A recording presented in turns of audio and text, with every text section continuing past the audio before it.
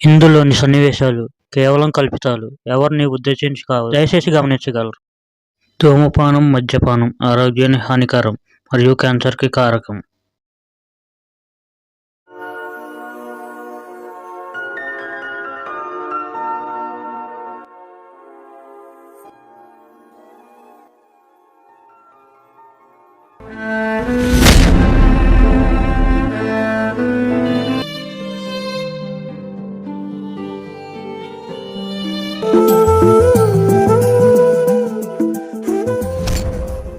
లోకంలో మనుషులందరి జీవితం ఇంతేనా?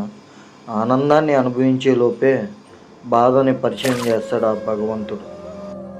బాధని మర్చిపోవడానికి ఆశల నిత్యాన్ని ఎదురుగానే ఉంచుతాడు. కానీ వీడి జీవితంలో మాత్రం ఏంటి ఇంత కఠినంగా ఉన్నాడు? ఏంట్రా సాయి 2 రోజులు డల్లుగున్నావు? ఏముంది, చెత్త కుప్పలో దొరికాడు కదా, ఆడి గురించి ఆయన బాధ అంతా. ఇద్దరిని సమానంగా చూశారు. నాకన్నా ఎక్కువ వీళ్ళు ఆడికే ఇచ్చాడు. ఆడి క్యాన్సర్ అని తెలిసాక ఈయన ఇక్కడ బాధపడుతున్నాడు. అంతకుమించి నాకు బాధలే ఉంటాయిలే. ఆడెవడకో క్యాన్సర్ అయితే నీకెందుకురా బాధ? ఇన్నాళ్ళు కుడిచేలా ఉన్నాడు, ఇంకా 2 నెలల్లో కనపడకుండా పోతున్నాడంటే బాధపడక ఇంకేం చేయమంటావురా? నేను చెప్పానా ఆయన బాధ అంటే ఆడి గురించే. చనిపోబోతున్న వాడి మీద నీకెందుకురా అంత కోపం? రాదా సొంత తమ్ముడిని నాకు విలువ లేకుండా చేసి ఆడికి ఆవిడకో పట్టం కడుతుంటే కోపం రాదా? అర్హత ఉంది కాబట్టే వాడికి అవకాశం ఇచ్చా, అయినా నిన్నెక్కడా తక్కువ చేయలేదు కదరా. సొంత తమ్ముడుగా ఎక్కువ ఏంటాడు, అయినా ఆళ్ళు ఏముంది అంత గొప్పతనం? అడుగు, అలా అడుగు. వాడి పుట్టినిల్లే చెత్త కుప్పరా. అమ్మ చేతి వంట, నాన్న ఆప్యాయత ఎలా ఉంటుందో కూడా వాడికి తెలియదురా. ఆ చెత్త కుప్పలో వాడు అలా ఏడుస్తుంటే అందరూ చూసి వెళ్ళిపోయేవాళ్ళేరా, నాతో సహా. చివరికి ఒక అడుక్కునే అవ్వ వాడిని చారదీసి పెంచింది. ఆ సంతోషం కూడా వాడికి ఎక్కువ రోజులు లేదు. అవ్వకి తొందర ఎక్కువ అనుకుంటా దేవుడి దగ్గరికి వెళ్ళాలని. ఆడికి 16 సంవత్సరాలు వచ్చేలోపు అవ్వ కూడా దేవుడి దగ్గరికి వెళ్ళిపోయింది. అయ్యో, అవ్వ చనిపోయాక వీడు అడుక్కుంటాడు అనుకున్నా, కానీ ఆవిడనే తలుచుకుంటూ ఏమీ తినకుండా 3-4 రోజులు ఆ గుడిసెలోనే ఉన్నాడు. ఉండకేం చేస్తాడు, చెత్త కుప్పలో దొరికాడు కదా. ఆ ముసలిది బతుకున్నంత కాలం అక్కడ ఇక్కడ అడుక్కొచ్చి ఈయన పోసి ఇచ్చింది. అది కనీసం పోతూ వీడికి అడుక్కోవడం కూడా నేర్పిలా. మా కర్మేంటో ఈడి దరిద్రం మార్క్స్ పట్టుకుంది. దరిద్రమా? ఆ రోజు వాడిని చూసి జాలిపడి ఏమన్నా తినరా అని డబ్బులు ఇస్తే ఆ డబ్బులు తీసుకోకుండా నాకేదైనా పని ఇవ్వండి, ఆ పని చేసిన తర్వాత ఈ డబ్బులు తీసుకుంటా అన్నాడు. అప్పుడు వాడిని చూస్తే నాకు ఆశ్చర్యం వేసింది. అంత చిన్న వయసులో అంత బాగా ఆలోచించాడంటే గొప్పడేరా. అబ్బా, ఇంకో భక్తుడు తయారాడా?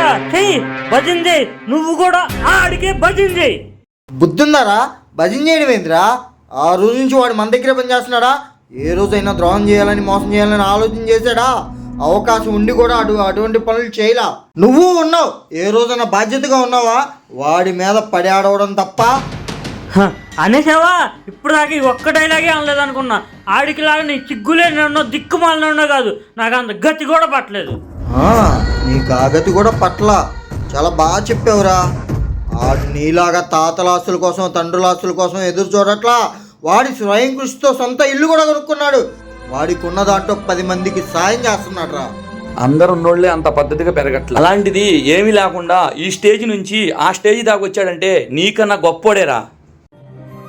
అంత గొప్పోడు కాబట్టే వాడు ఒంటరిగా అనాథలా మిగలకూడదని ఓ మంచి సంబంధం చూశా. 1 నెలలో పెళ్ళి, ఈలోపే వాడికి క్యాన్సర్ అని తెలిసింది. ఇప్పుడు పెళ్లి చేస్తే ఆ అమ్మాయి జీవితం నాశనం అయిపోయింది కదరా. అరే, ఆడొస్తున్నాడు, సైలెంట్గా ఉండండి. అన్నయ్య టైం చూసుకోలేదా? టైం ఎంత అవుతుంది? ఫోన్ చేద్దాం, రండి సార్. మీరు కూడా రండి. అన్నయ్య మీరు కూడా రండి. అరే సేతయ్య, ఆగరా, నీ పెళ్లి గురించే మాట్లాడుతున్నాను. నా పెళ్లి గురించా? ఏం మాట్లాడుతున్నావు అన్నయ్య? నా పరిస్థితి తెలిసి కూడా ఆ అమ్మాయి జీవితం నాశనం చేయమంటావా? మరి ఇప్పుడు నన్ను ఏం చేయమంటావురా? అన్నయ్య పెద్దోడివి, ఏం చేయాలో మీకు తెలియదా? మనం కనుక పెళ్లి వద్దంటే ఆ అమ్మాయి నష్టజాతకురాలు అంటారు. నేనే వ్యసనపడినని చెప్పి ఏదో అలా పెళ్లి క్యాన్సిల్ చేయ అన్నయ్య. అన్నయ్య ఇంకొక చిన్న సాయం. నా కుటుంబంతో పాటు కలిసి ఉందామని కొనుక్కున్న ఇల్లు నాకు ఎటు ఉపయోగపడదు. నా లాంటి అనాథుల కోసం దాన్ని ఉపయోగించు అన్నయ్య.